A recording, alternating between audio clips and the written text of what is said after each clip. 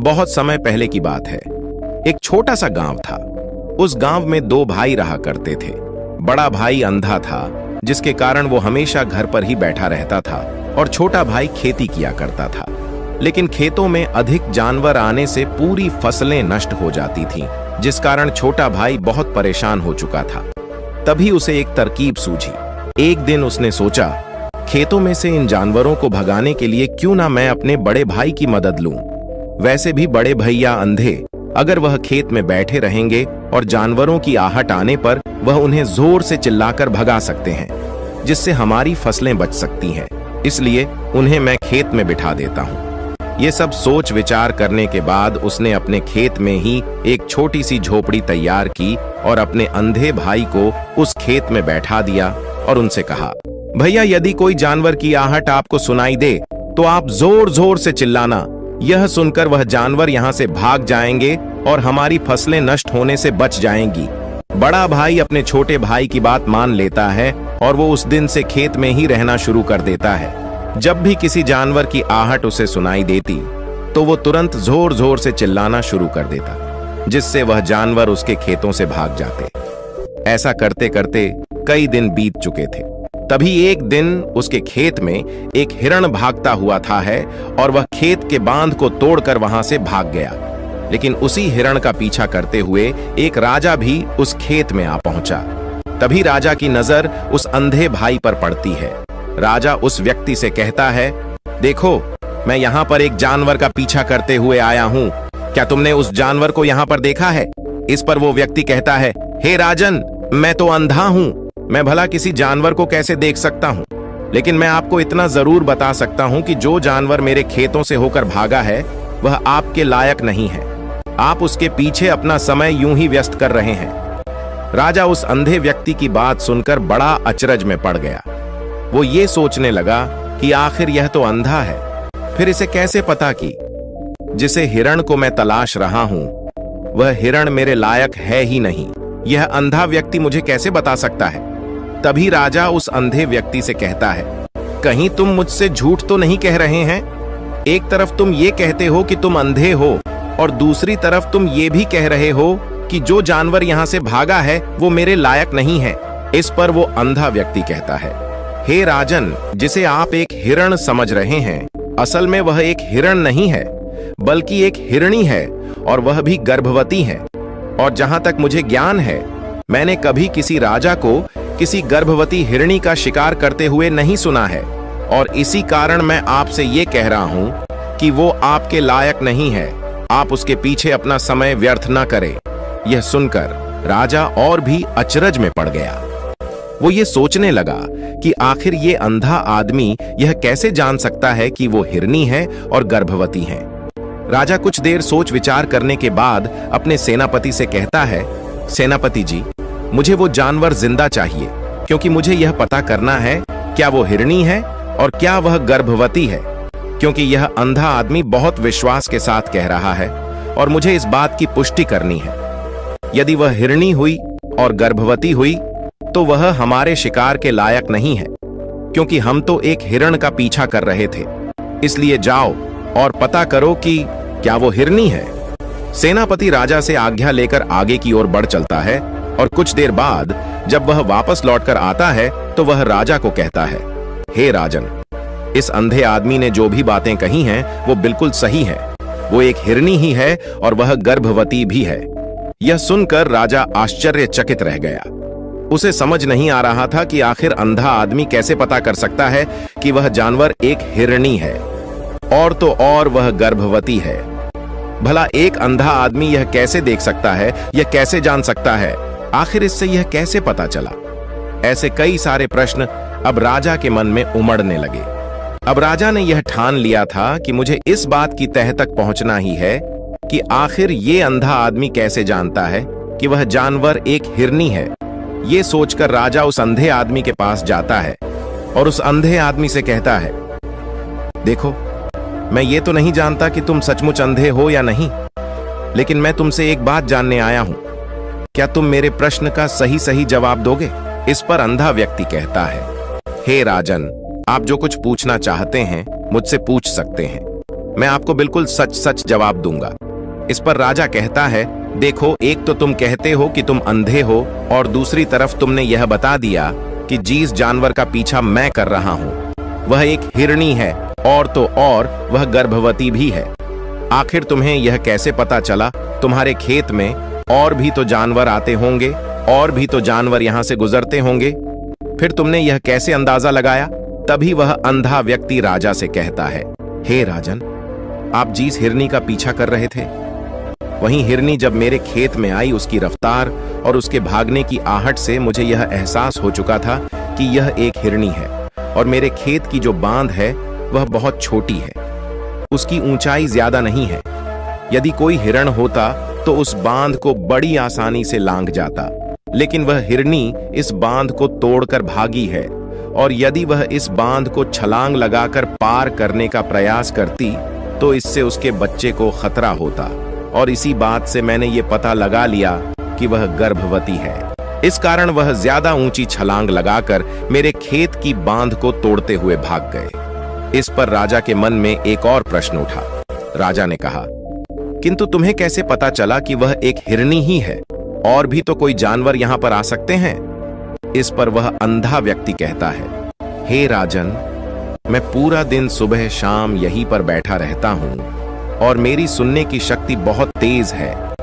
मैं ये बाप जाता हूं कि कौन सा जानवर मेरे खेत में आया है, और उसी के आधार पर मैं जोर जोर से चिल्लाता हूं ताकि वो मेरे खेत से भाग जाए और मेरे खेत की फसलों को नष्ट न कर पाए।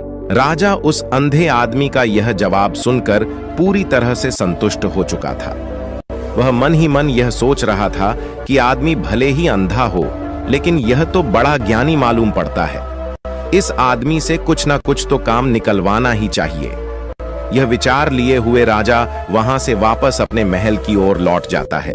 राजमहल पहुंचते ही राजा उस अंधे व्यक्ति से कहता है, आप तो बड़े ज्ञानी व्यक्ति हैं, आपको किसी भी बात का पता बड़ी आसानी से चल जाता है। आज मैंने आपको यहां पर इसलिए बुलाया है क्योंकि मैं आपसे यह जानना चाहता हूं कि मेरी पत्नी पतिव्रता है या नहीं। इस पर वो अंधा व्यक्ति कहता है, हे राजन, यह कैसा प्रश्न हुआ? इस पर राजा कहता है, मैंने आपसे बिल्कुल उचित प्रश्न किया है, मुझे इस प्रश्न का उत्तर दीजिए। इस पर वो अंधा व्यक्ति कहता है, हे राजन, ये सारी बातें जाने दीजिए, आपकी शादी को इतने साल बीत चुके हैं और अब आप ये बात क्यों जानना चाहते हैं? आपके मन में ऐसे प्रश्न क्यों उठ रहे हैं? इस पर राजा जिद करते हुए कहता है, देखिए, आपको मुझे इस प्रश्न का उत्तर तो देना ही होगा। यदि आप मुझे इस प्रश्न का उत्तर नहीं देंगे तो मैं आपको मृत्यु दंड दे दूंगा। राजा के मुख से यह बात सुनकर वह अंधा व्यक्ति कहता है, हे राजन, यदि आप इस प्रश्न का उत्तर चाहते हैं तो उसके लिए आपको मेरा एक काम करना होगा। राजा कहता है, बोलो, मुझे क्या काम करना होगा? इस पर व्यक्ति कहता है, इसके लिए आपकी पत्नी को मेरे साथ कमरे में अकेले छोड़ना होगा। उस अंधे व्यक्ति की यह बात सुनकर राजा पहले तो क्रोधित हो जाता है, लेकिन फिर कुछ सोच विचार करने के बाद वह उस व्यक्ति की बात मान लेता है और अपने सेनापति को आदेश देता है, सेनापति जी, इस व्यक्ति को और मेरी पत्नी को एक कमरे में कुछ देर के लिए अकेला छोड़ दें। सेनापति बिल्कुल वैसा ही करता है। अब राजा की पत्नी और अंधा आदमी एक कमरे में बंद हो चुके होते हैं। तभी वो अंधा आदमी राजा की पत्नी से कहता है, मुझे आपको छूना है। इस बात पर रानी अत्यधिक क्रोधित हो जाती है और उस अंधे आदमी को वो पकड़ पकड़ कर पीटने लगती है, कभी हाथों से तो कभी लातों से तो कभी पटक पटक कर। इस तरह से उन्होंने उस अंधे आदमी की खूब पिटाई की। उसके बाद किसी तरह से वह अंधा आदमी अपनी जान बचाकर वहां से भाग निकलता है और वह राजा के पास पहुंचता है और वह राजा से कहता है, हे राजन, आपकी पत्नी पतिव्रता नहीं है। यह बात सुनकर राजा अत्यधिक क्रोधित हो उठता है और राजा अपनी तलवार निकालकर सीधा अपनी पत्नी की ओर जाता है और क्रोधित होकर वह अपनी रानी से कहता है, रानी जी, आज मैं जो भी सवाल आपसे करने वाला हो उसका मुझे सच सच जवाब दीजिएगा, और यदि आपने एक शब्द भी झूठ कहा तो मैं आपका अभी के अभी सर धड़ से अलग कर दूंगा, तभी आगे बढ़ें। राजा कहता है, मुझे बताइए, क्या आप पतिव्रता हैं या नहीं? इस पर रानी कहती हैं, हे राजन, आप भले ही मुझे जान से मरवा दीजिए, लेकिन मैं पतिव्रता नहीं हूं। राजा यह बात सुनकर बहुत खुश हुआ, क्योंकि उस अंधे आदमी ने जो भी कहा था वह बिल्कुल सच था। यह बात सुनकर तुरंत ही राजा उस आदमी के पास पहुंचता है और आकर उस अंधे आदमी से कहता है, तुम्हें कैसे पता चला कि मेरी पत्नी पतिव्रता नहीं है? इस पर वह अंधा आदमी कहता है, हे राजन, बड़ी सीधी सी बात है। मैंने तो आपकी पत्नी से बस इतना ही कहा था कि मुझे आपको छूना है, और इस बात पर वह इतना क्रोधित हो उठी कि उन्होंने गुस्से में आकर मुझे लात घूंसों से पीटना शुरू कर दिया। और भला कोई औरत किसी और मर्द को कैसे छू सकती है? लेकिन उन्होंने ना आप देखा ना ताव, बस लात घूंसे मुझ पर बरसाने शुरू कर दिए।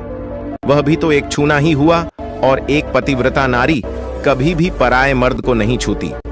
जब मैंने उसे छूने के लिए कहा था तो वह उस वक्त मुझे मना कर सकती थी, लेकिन उन्होंने तो मुझे पीटना शुरू कर दिया, और देखते ही देखते उन्होंने मेरे पूरे शरीर को छू लिया। अब आप ही बताइए, ऐसी स्त्री भला पतिव्रता कैसे हो सकती है? इस पर राजा कहता है, तुम तो बड़े ज्ञानी मालूम पड़ते हो। अच्छा ठीक है, चलो तुम मेरे एक प्रश्न का और जवाब दो। यदि तुमने मुझे इस प्रश्न का सही सही जवाब दे दिया तो मैं तुम्हें यहां से जाने दूंगा। आगे राजा उस अंधे आदमी से कहता है कि तुम मुझे यह बताओ, क्या मैं सच में अपने पिताजी का ही बेटा हूं या फिर किसी और का? इस पर वह अंधा भी कहता है, हे राजन, इस बात से आपका क्या लेना देना?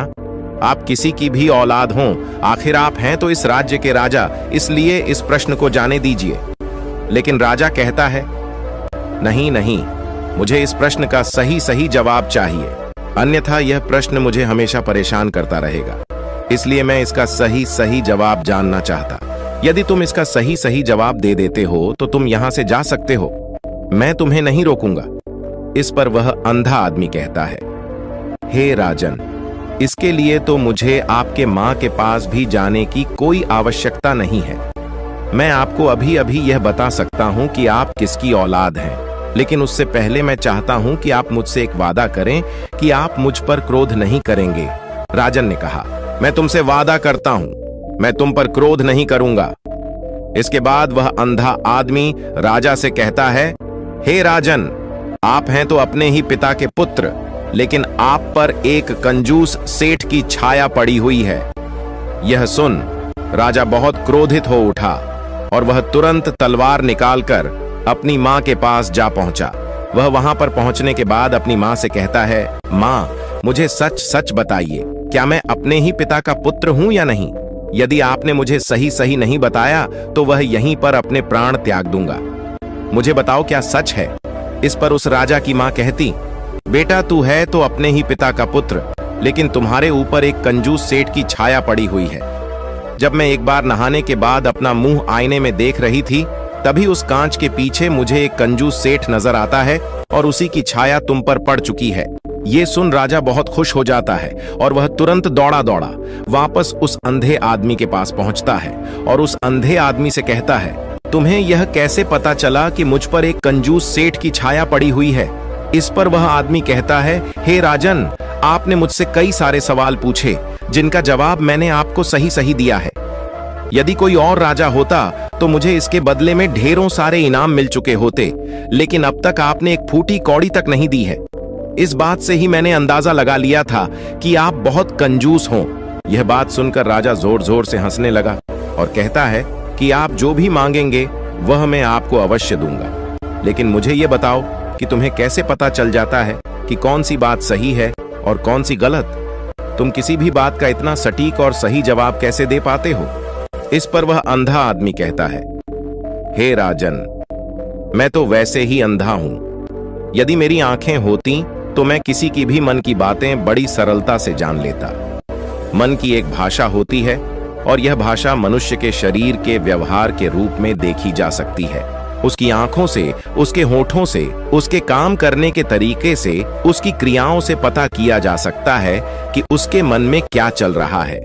उसके आधार पर हम किसी के भी मन की बातें जान सकते हैं, लेकिन मैं तो अंधा हूं, मैं देख नहीं सकता, इसलिए मैं क्रियाओं से देखता हूं। यदि मुझे कोई बात जाननी हो तो अगले आदमी को कुछ काम देना पड़ता है, जिस पर वह व्यक्ति किस प्रकार काम करता है, किस तरीके से इस काम को करता है, उसके आधार पर ही मैं यह पता कर पाता हूं कि उसके मन में क्या चल रहा है। तभी वह राजा कहता है, तो क्या इसका अर्थ यह हुआ कि मैं भी किसी के मन की बातें जान सकता हूं? इस पर वह अंधा आदमी कहता है, हे राजन, अवश्य आप भी किसी भी व्यक्ति के मन की बात जान सकते हैं, किंतु उससे पहले आपको अपने ऊपर काम करना होगा, और वह काम है अपने मन को शांत कर, अपने मन को वर्तमान में लाना, जिसके लिए मैं आज आपको 3 तरीके बताने वाला। और ये तीनों ही तरीके बड़े ही आसान और सरल है। किंतु हे राजन, उससे पहले आपको एक काम करना होगा, अपने मन को एकाग्र करना हो। जब हम अपने मन को एकाग्र करते हैं, अपने मन को वर्तमान में लाते हैं, तो हम दूसरे के मन की बात जान सकते हैं, क्योंकि वह आदमी अभी भी अपने मन में वर्तमान में ही सोच रहा है, और हमें भी मन को वर्तमान में ही लाना होगा, तभी हम उसके मन की बातें जान सकते हैं। यदि हम अतीत में हुई घटनाओं के बारे में सोच रहे हैं, तो वह जो अगला आदमी वर्तमान में सोच रहा है, वर्तमान में अपने मन में बात कर रहा है, वह हम कैसे जान पाएंगे? क्योंकि हम तो अतीत की घटनाओं में डूबे हुए हैं। इसीलिए किसी के भी मन की बात जानने के लिए सबसे पहले हमें हमारे मन को एकाग्र करना होगा, उसे वर्तमान में लाना होगा। आगे वह व्यक्ति राजा से कहता है, हे राजन, जो 3 तरीके मैं आपको बताने वाला हूं, इन 3 तरीकों से बड़ी आसानी से किसी के भी मन की बातें जान सकते हैं। उसके बाद वह अंधा आदमी राजा से कहता है, हे राजन, जो सबसे पहला तरीका है वह है आंखों पर ध्यान देना। किसी व्यक्ति से बात करते वक्त उसकी आंखों में देखना, उसकी आंखों पर ध्यान देना जो सबसे ज्यादा जरूरी है, क्योंकि आंखें बोलती नहीं पर बहुत कुछ कह जाती है। यदि हम किसी व्यक्ति की आंखों के इशारों को समझना सीख जाए, हम यह जान पाएंगे कि व्यक्ति के दिमाग में क्या चल रहा है, वो क्या सोच रहा और अभी वह क्या करने वाला। मेरे पास आंखें नहीं, लेकिन मैंने अपने गुरु से यह विद्या सीखी है, क्योंकि बहुत सालों पहले मेरे पास आंखें थीं और मैं उस वक्त लोगों के मन की बातें केवल उनकी आंखों से ही जान लेता था। इसलिए यदि आप भी दूसरों की मन की बातें जानना चाहते हैं, तो आपको भी उनकी आंखों पर गौर करना चाहिए, जैसे कि उनका आकार कैसा है, वह कब, कहां और किधर देख रहे हैं।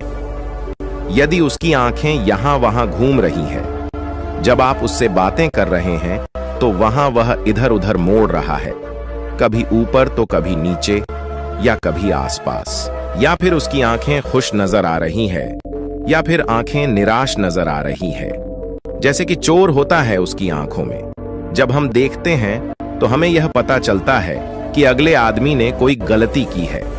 ठीक उसी प्रकार जब हम किसी चालक व्यक्ति की आंखों में देखते हैं, तो आपको पता चलेगा कि उसकी आंखों में एक भाषा होती है, एक बहुत ही सीधा और आसान तरीका होता है।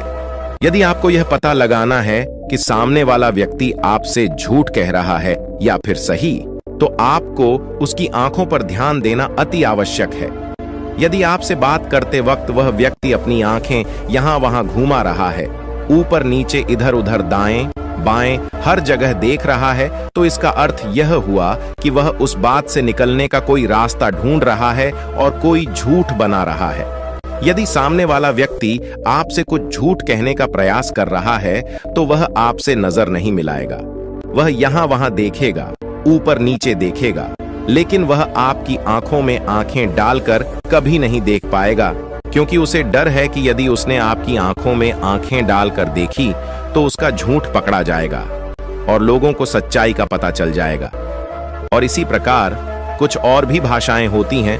जब आप किसी की आंखों में आंखें डालकर यह देखना शुरू कर देंगे कि उसके हाव भाव क्या है, ठीक उसी प्रकार चेहरे के हाव भाव होते हैं, जिससे हम मन की बातें बड़ी आसानी से समझ सकते हैं, और इन्हें भी समझना बहुत जरूरी है। कभी कभी कोई व्यक्ति अपने चेहरे से, जैसे आंख, होंठ और बहुत से कुछ अलग अलग व्यवहार करता है। यदि आप किसी व्यक्ति के चेहरे में गौर करेंगे, तो आप आसानी से समझ पाएंगे कि वह व्यक्ति निराश है, जब व्यक्ति बहुत उदास है, या फिर वह बहुत खुश है, या फिर उससे कोई बहुत बड़ा दुख है, वह अपने अंदर क्या महसूस कर रहा है। ये सारी बातें हम उसके चेहरे के हाव भाव से पता कर सकते हैं। फिर चाहे इंसान जुबान से कुछ बोले या ना बोले, लेकिन आप उसके चेहरे से सब कुछ पता कर सकते हैं। आगे व्यक्ति राजा से तीसरा तरीका बताते हुए कहता है, हे राजन, इसी प्रकार तीसरी भाषा भी है, अर्थात तीसरा तरीका भी है, और वह है हाथों के इशारे और शरीर का व्यवहार। मन की बात समझने के लिए हमें हाथ के इशारे और शरीर के व्यवहार को समझना बहुत आवश्यक है। कोई व्यक्ति जब बात करता है तो आपने देखा होगा कि वो अपने हाथों को हिलाता रहता है, अपने हाथों से इशारा करता रहता है। बातों के साथ साथ अपना शरीर का जो व्यवहार है, अर्थात बॉडी लैंग्वेज, उसका भी पूरा उपयोग करता है, जिससे हमें यह पता चल पाता है कि वह व्यक्ति हमारी बातों पर कितना ध्यान दे रहा है और उसके मन में क्या चल रहा है। शरीर के व्यवहार को देखने के लिए उसके हाथ मटकाने, शरीर मटकाने और चेहरे पर बार बार हाथ लाल, हाथों का एक दूसरे से मसलना, ऐसी बहुत सी क्रियाएं होती हैं। उस पर हमें ध्यान देना अति आवश्यक। मन की बात को समझने के लिए हमें शरीर के व्यवहार को भी समझना पड़ता है।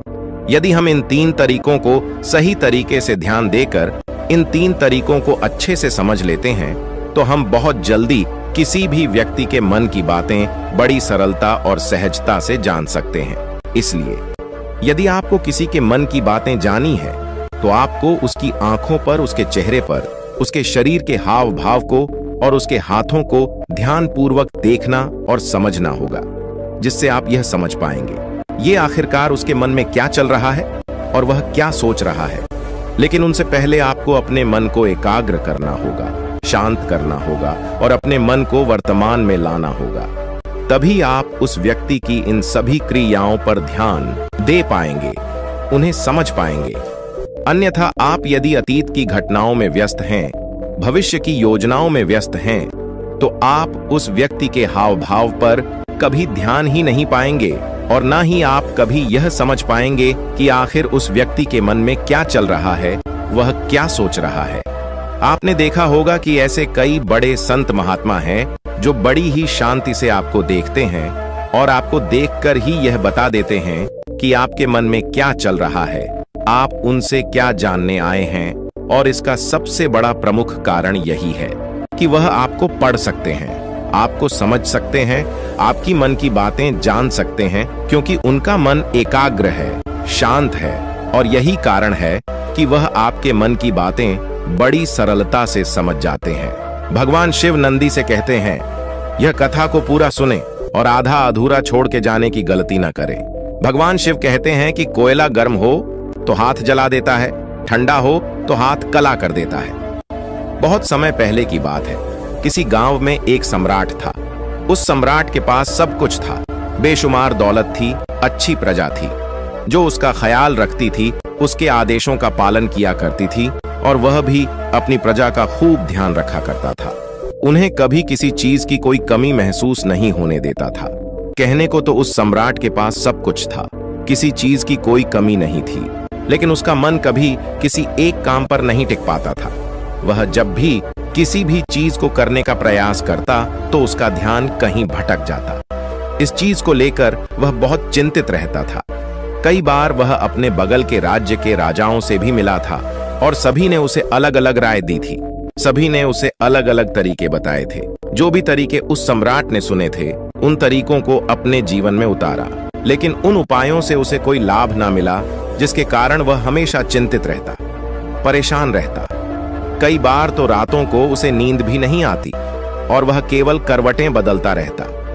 एक दिन सम्राट के कानों तक एक बात पहुंची कि उसके राज्य में एक ऐसा असाधारण व्यक्ति है जिसके शब्द अनमोल है, जिसके एक एक शब्द में जीवन का रहस्य छुपा है, जीवन का सत्य छुपा है, और उस व्यक्ति से मिलने के लिए लोग दूर दूर से आते हैं, क्योंकि हर व्यक्ति की समस्या का समाधान वह बहुत ही सरलता और आसानी से करता है।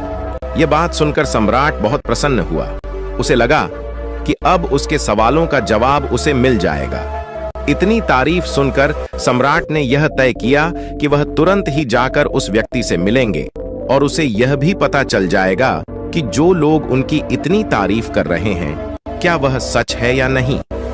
अगले दिन सुबह सुबह वह सम्राट उस व्यक्ति से मिलने के लिए निकल गया। रास्ता कुछ ज्यादा ही लंबा था, जिस कारण सम्राट ने बीच रास्ते में आराम किया वहां पर उपस्थित हर कोई उस व्यक्ति के बारे में जानता था। जब सम्राट ने उनसे उस व्यक्ति के बारे में पूछा तो वे लोग उस असाधारण व्यक्ति की खूब तारीफ कर रहे थे।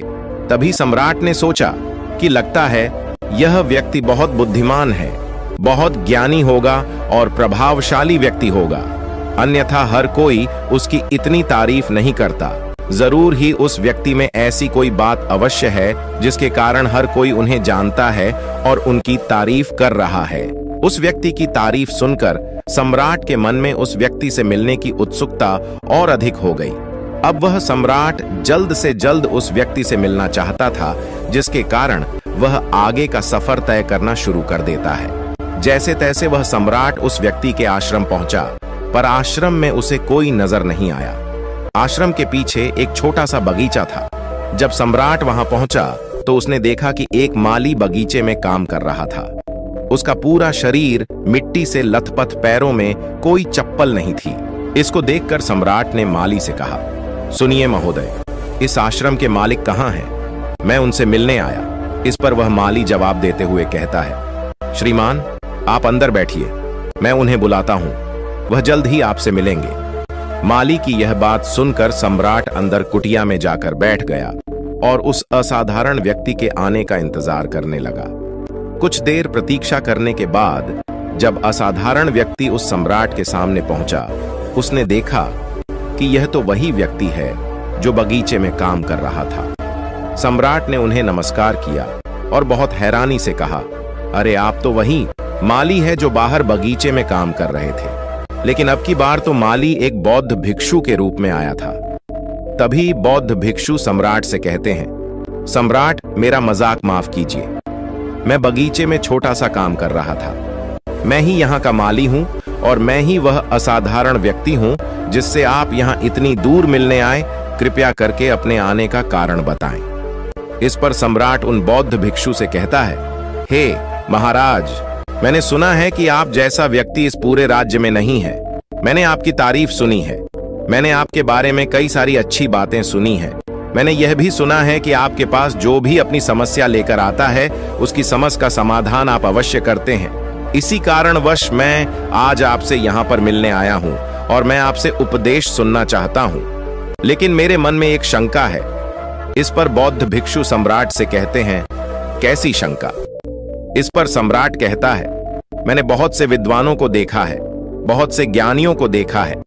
वे जब भी चलते हैं तो उनके पास तरह तरह की ज्ञान की किताबें होती हैं। उनके पास ऐसा कोई ना कोई संकेत जरूर नजर आता है जिससे यह पता चल सकता है कि वे लोग ज्ञानी हैं। लेकिन आपके पास तो ना कोई ज्ञान की किताबें हैं और ना ही कोई ऐसी कला के संकेत आप में नजर आ रहे हैं, लेकिन उसके बावजूद आप बहुत शांत नजर आ रहे हैं। क्या आप मुझे इसका रहस्य बता सकते हैं? इस पर बौद्ध भिक्षु मुस्कुराने लगे और सम्राट से कहते हैं, मेरा ज्ञान तो इस संस्कार में प्रकृति के रूप में हर जगह है। मैं अपना ज्ञान जीवन की सरल और साधारण वस्तुओं से ही लेता हूं। पर महाराज, आप यहाँ किस समस्या को लेकर परेशान हैं? कृपया आप मुझे आपके यहाँ आने का कारण समझाएं। इस पर सम्राट कहते हैं, गुरुवर, मेरे यहाँ आने का कारण यह है कि मैं किसी भी काम को लेकर लंबे समय तक उसी कार्य पर अपना ध्यान नहीं लगा पाता। मैं कुछ ही देर में उस कार्य से भटक जाता हूँ। कृपया कर मुझे अपने इस समस्या का समाधान बताएं। मैं इस बात से काफी चिंतित हूँ। बौद्ध भिक्षु ने सम्राट की चिंता को समझकर कहा, महाराज, आपकी समस्या मुझे समझ आ गई है। आप जिस कार्य पर ध्यान नहीं लगा पा रहे, उसके लिए मैं आपको एक उपाय बता सकता हूं, लेकिन आज आपको देर हो चुकी है। आप मुझे कल सुबह मिलिए। कल सुबह का समय ठीक रहेगा। कल सुबह जब आप मुझसे मिलेंगे तो मैं आपके सभी सवालों का जवाब आपको दे दूंगा। यह कहकर बौद्ध भिक्षु वापस अपने बगीचे में लौट गए और वह सम्राट भी वापस अपने महल लौट गया। लेकिन सम्राट को रात भर नींद नहीं आई। वह बस यही सोच में लगा था कि आखिर बौद्ध भिक्षु मुझे क्या बताने वाले हैं।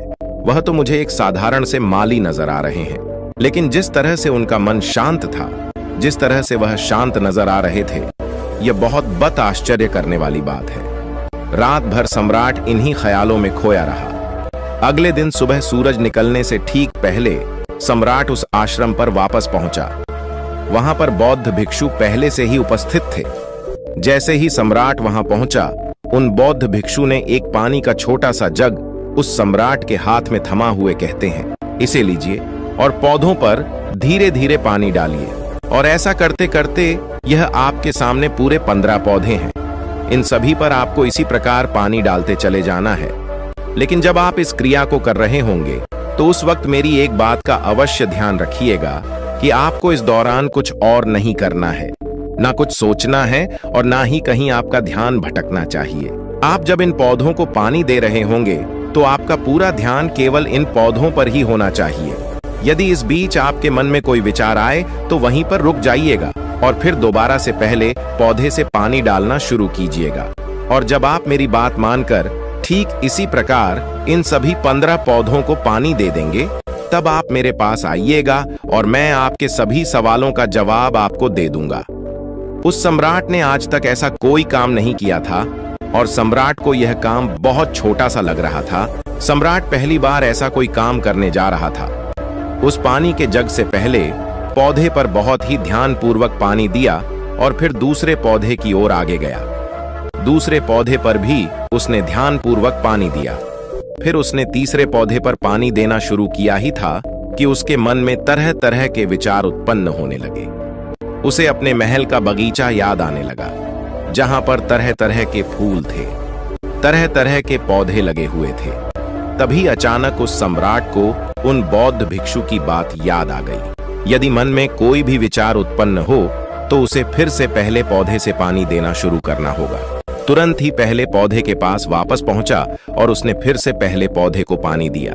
दूसरे पौधे को उसने फिर से ध्यानपूर्वक पानी दिया। जैसे ही वह तीसरे पौधे पर पहुंचा, उसके मन में फिर से कई तरह के विचार उत्पन्न होने। अब की बार यह सोच रहा था, पता नहीं मेरे बिना मेरे साम्राज्य में क्या हो रहा होगा। और अब की बार सम्राट को बहुत क्रोध आने लगा। उसने सोचा कि आखिर में यह छोटा सा कार्य क्यों नहीं कर पा रहा हूं। वह तुरंत ही फिर से पहले पौधे के पास पहुंचा। उसने अब की बार बहुत ध्यानपूर्वक पहले पौधे को पानी दिया, दूसरे पौधे को भी ध्यानपूर्वक पानी दिया। ऐसे करते करते अब की बार सम्राट करीबन 5 पौधों में बहुत ही ध्यान पानी दे चुका था। लेकिन अब की बार जैसे ही उसने छठे पौधे पर पानी देना शुरू किया, उस पानी को देखकर सम्राट के मन में नदी के विचार उत्पन्न होने लगे और सम्राट अब बहुत परेशान हो चुका था। जितनी बार वह पौधों को पानी देने का प्रयास करता है, हर बार वह असफल हो जाता। उसका मन उतना ही ज्यादा व्याकुल होता जाता और वह खुद पर क्रोधित हो जाता है। सम्राट यह बात बहुत अच्छी तरह से जानता था कि वह भिक्षु उसकी परीक्षा ले रहे हैं। वह बहुत बुद्धिमान था, इस कारण उसने उन बौद्ध भिक्षु के सभी नियमों का पालन करना जरूरी समझा। सम्राट जितनी बार भी कोशिश करता है, हर बार वह असफल हो जाता। उसका मन उतना ही ज्यादा व्याकुल होता जाता है, हमेशा खुद को किसी न किसी विचार में उलझा हुआ पाता। ऐसे ही करते करते सुबह से शाम का वक्त हो चुका था, लेकिन अब तक वह सम्राट पूरे 15 पौधों में पानी नहीं दे पाया था। जब बौद्ध भिक्षु लौटकर शाम को वापस आश्रम लौटे तो उन्होंने देखा कि वह सम्राट थक हार कर बैठा हुआ है और तरह तरह की बातों में उलझा हुआ है। तभी बौद्ध भिक्षु सम्राट के पास पहुंचे और कहने लगे, हे सम्राट, मैं तुम्हारी ईमानदारी से बहुत खुश हूं। तुमने अपने कार्य को पूरे मन और लगन के साथ करने का पूरा प्रयास किया। इसलिए जो बात मैं तुम्हें बताने जा रहा हूं, उसे बहुत ही ध्यानपूर्वक सुनना और समझने का प्रयास करना। जब हमारा मन विचारों से खाली हो जाता है, तब उसमें मन का असली स्वरूप नजर आता है। तब साधारण से साधारण सा काम भी हमें ज्ञान और शांति देता है। इस पर सम्राट उन बौद्ध भिक्षु से कहता है, हे महाराज, पर यह कैसे संभव है? मैं तो जब भी कोई कार्य करता हूं तो मन में कई तरह के विचार उत्पन्न होते हैं और मैं उन विचारों में फंस कर रह जाता हूं और वहां से बाहर निकलने का कोई रास्ता मुझे नजर नहीं आता।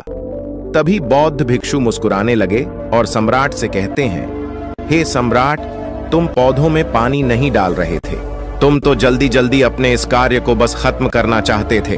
तुम्हारे मन में तो यह विचार उत्पन्न हो रहा था कि तुम जल्दी से जल्दी इन 15 पौधों में पानी दे दो और उसके बाद तुम मुझसे मिल सको, मुझसे अपने प्रश्नों का उत्तर जान सको। किसी कारणवश यह कार्य तुम्हें बोझ सा प्रतीत हो रहा था, मानो मैंने तुम्हारे कंधों पर एक बोझ रख दिया हो, और यही कारण है कि तुम अपने आप को इस पल में रोक नहीं पाए जब हमारे सामने रखा हुआ कार्य बोझ लगता है तो हम उसे बस जैसे तैसे खत्म करना चाहते हैं, और उस काम को करते समय हम अपना पूरा ध्यान उस कार्य पर नहीं दे पाते।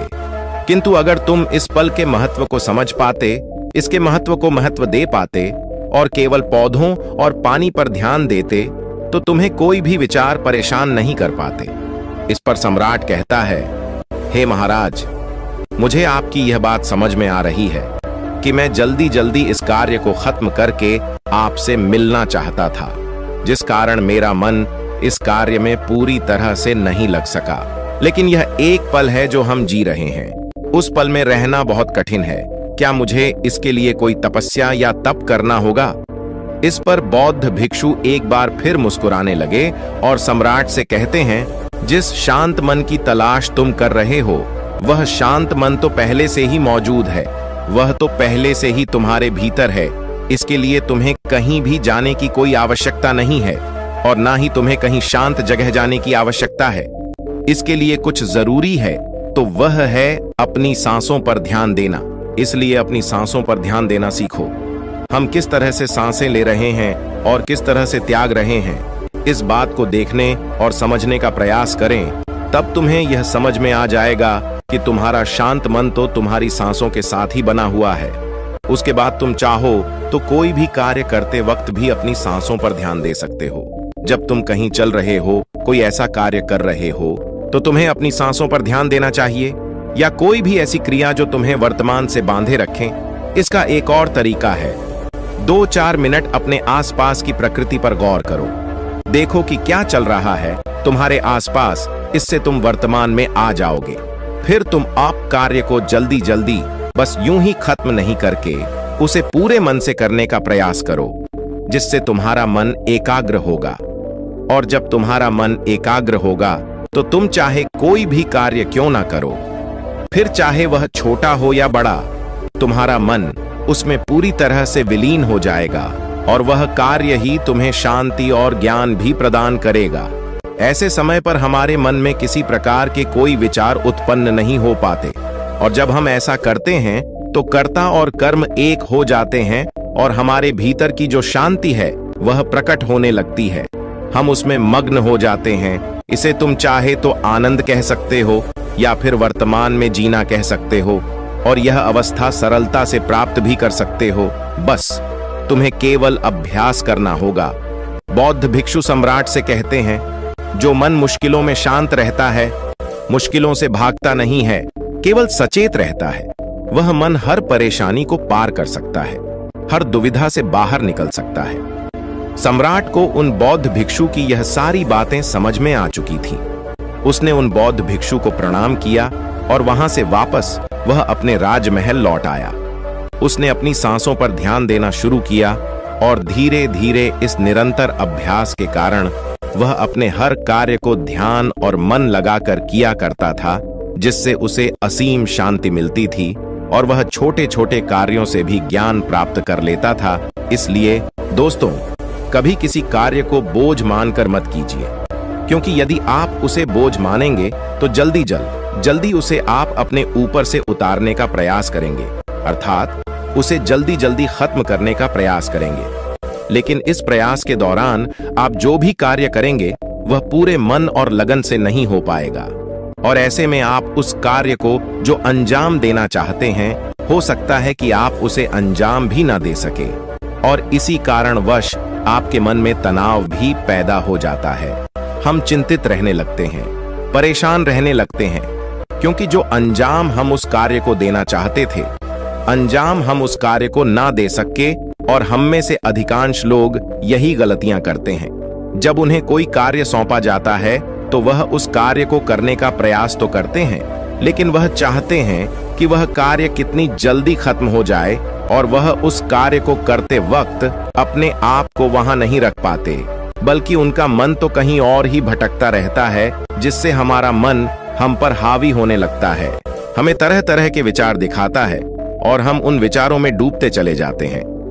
हम उन विचारों में फंसते चले जाते हैं और फिर वहां से हमें निकलने का कोई रास्ता नजर नहीं आता, जिससे हमारे मन में तनाव पैदा होने लगता है। हम बहुत परेशान रहने लगते हैं। हम चाहकर भी किसी कार्य को नहीं कर पाते और जो कार्य हमें वर्तमान की ओर ले जा सकता था, उस दरवाजे को हम खुद ही बंद कर देते हैं, क्योंकि वह कार्य हमें बोझ लगने लगता है। इसलिए जब भी आप कोई कार्य शुरू करना चाहते हैं तो उससे पहले अपना पूरा ध्यान अपनी सांसों पर केंद्रित करें और फिर आप चाहे तो अपने काम के दौरान भी अपनी सांसों पर अपना ध्यान लगाए रख सकते हैं। और यही सांस का जो ध्यान है, यह आपके काम के ध्यान में परिवर्तित हो जाएगा और इस कार्य में जो भी कठिनाइयां उत्पन्न हो रही हैं, उसे आप पल भर में सुलझा देंगे। फिर चाहे कैसी भी विपरीत परिस्थितियां आपके सामने क्यों ना आ जाएं, आप उस कार्य को पूरे मन और लगन के साथ पूरा करके ही रहेंगे।